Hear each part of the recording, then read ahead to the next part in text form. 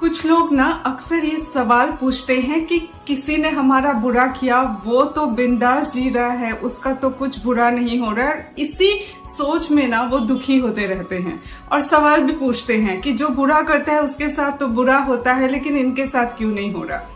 अब ना ऐसी बातों के लिए मैं ये कहना चाहूंगी कि आप पहले खुद ये देखिए कि आपके भीतर कौन सा थॉट फ्लो कर रहा है।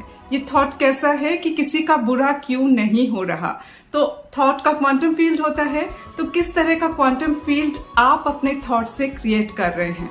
कमांड क्या है कि किसी का बुरा हो, तो वही कमांड तो घूम करके आपके लाइफ में आएगा ना। तो चीजों को ऐसे नहीं देखना है। यहाँ पर ना वो गीता का जो कर्म योग है ना, उसको ध्यान में रखिए कि कर्म करो, फल की चिंता मत करो। मतलब कर्म उन्होंने किया तो फल जो है उनको जरूर मिलेगा, मुझे वो देखने की जरूरत नहीं है, क्योंकि साइंटिफिकली भी यही होता है कि उन्होंने अपने थॉट से गलत क्वांटम फील्ड क्रिएट किया, तो वही क्वांटम फील्ड उनके लिए आज नहीं तो कल फल लेकर के जाएगा ही जाएगा। ये ना एकदम सिद्ध नियम है। देरी हो सकती है, लेकिन आप उसी वक्त वो चीज देखना चाहते हो, इस वजह से आप में बेचैनी रहती है। और जब आप नहीं देख पाते उस चीज को, तो भीतर आपके खुंदक मचती है। तो आपको ना इस एनर्जी में जाना ही नहीं है। आप साइंटिफिकली इस बात पर विश्वास कीजिए कि गीता का ये कथन साइंटिफिक है और क्वांटम वर्ल्ड में चीजें ऐसी ही घटती है। आपको अपनी एनर्जी कहाँ पर लगानी है?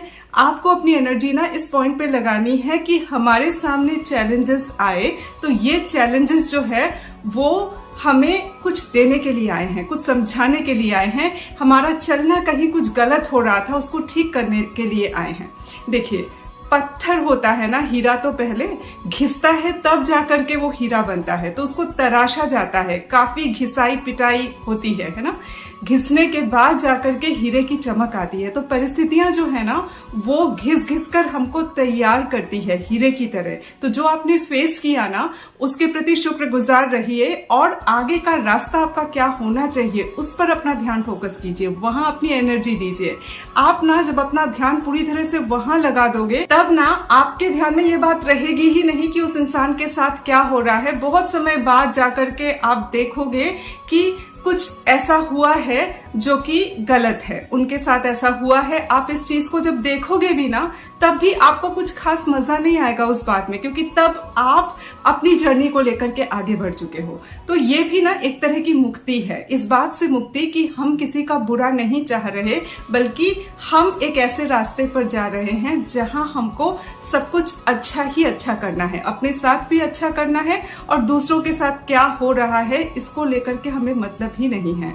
हमारा जो भला हो सकता है वो यूनिवर्स करेगा, हमारे कर्मों से वो तय होगा, और दूसरों का भला अगर हम कर सकते हैं तो निश्चित रूप से करेंगे। इस एनर्जी में रहने की कोशिश कीजिए।